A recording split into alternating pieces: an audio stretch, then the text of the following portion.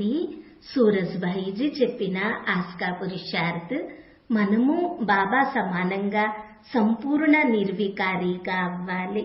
బ్రహ్మా బాబా తన సంపూర్ణ స్థితిని చేరుకున్నారు. 3 మహనీయతలను బాబా ధారణ చేశారు. మొదటిది నిరాకారి స్థితి, రెండవది నిర్వికారి స్థితి, మూడవది సంపూర్ణ నిరహంకారి స్థితి. తన అహంకారమును సదా కోసము సమాప్తం చేశారు. ఏ యోగి ఆత్మ అయినా సంపూర్ణ నిరహంకారిగా అవుతే ఎంతో నిర్మలంగా అవుతారు. ఈ నిరహంకారత్వము వారిని ఎంతగానో శక్తిశాలిగా కూడా చేస్తుంది.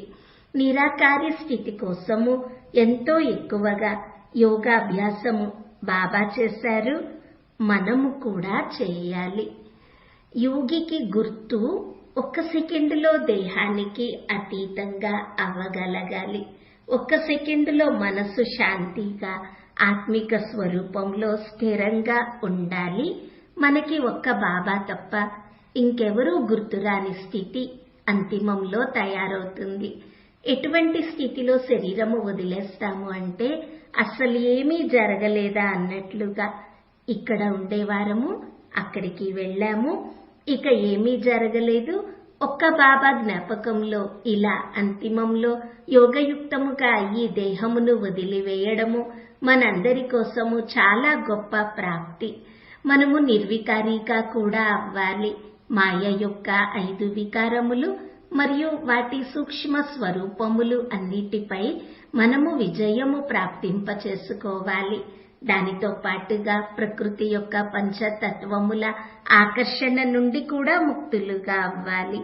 పంచవికారములు మరియు పంచతత్వములు, ఈ 10 పంచతత్వములతో శరీరము తయారైనది. ఈ తత్వములు శరీరము మనల్ని ఆకర్షిస్తూ అది వికారములకు కారణమవుతున్నది. కావున ఈ 10పై మనము విజయము ప్రాప్తింప చేసుకోవాలి. నిర్వికారిగా అయ్యే సుందర సంకల్పము మనము చేద్దాము. గుర్తుపెట్టుకోవాలి, ఏ ఆత్మ సంపూర్ణ నిర్వికారిగా అవుతుందో, నిర్వికారి అనగా ఇంగ్లీషులో వైస్లెస్, అప్పుడు వారికి బాబాతో సంబంధము వైర్లెస్ వలె ఉంటుంది.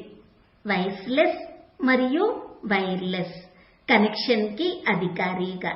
మనము ఎంత వైస్లెస్ నిర్వికారిగా అవుతామో అంతగా బాబాతో కనెక్షన్ స్పష్టంగా ఉంటుంది. బాబా యొక్క టచింగ్స్ మనకి సహజంగా ప్రాప్తిస్తాయి.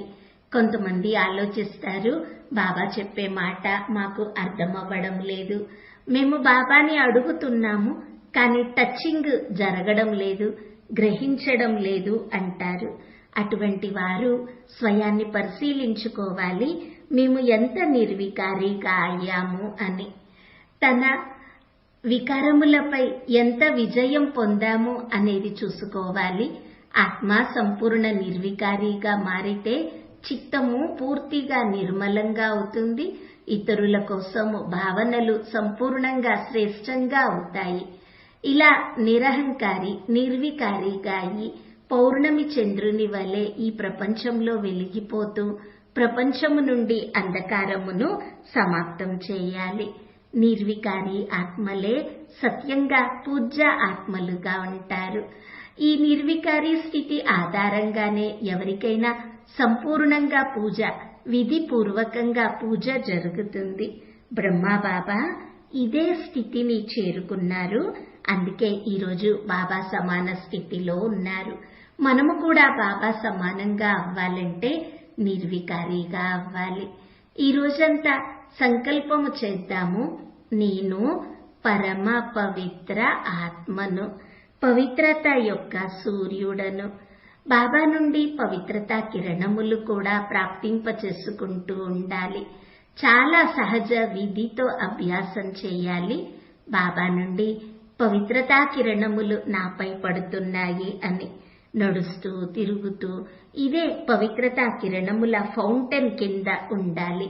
నేను ఎటు చూసినా అటువైపుకి పవిత్ర వైబ్రేషన్స్ వెళ్తూ ఉన్నాయి. ఎటు చూసినా ప్రకృతికి కూడా అదే పవిత్ర వైబ్రేషన్స్ యొక్క సహాయము లభిస్తున్నది. నీటిని చూస్తే నీటిలోకి పవిత్ర వైబ్రేషన్స్ చేరుకుంటున్నాయి. కొండలని చూస్తే ఆ కొండలకి వైబ్రేషన్స్ చేరుకుంటున్నాయి. వృక్షములను చూస్తే ఆ వృక్షములకి కూడా పవిత్ర వైబ్రేషన్స్ చేరుకుంటూ ఉన్నాయి. అభ్యాసం చేద్దాము. నేను పరమ పవిత్ర ఆత్మను, పవిత్రతా సూర్యుడైన బాబా యొక్క పవిత్రతా కిరణముల కింద ఉన్నాను. నేను ఎటు చూస్తే అటువైపుకి పవిత్రతా కిరణములు వ్యాపిస్తూ ఉన్నాయి. ఇలా మనము అందరము ఈ సంపూర్ణ ప్రకృతికి, సంపూర్ణ వాయుమండలమునకు పరివర్తన చేయుటకు పవిత్రతా కిరణములను ఇద్దాము. ఓం శాంతి.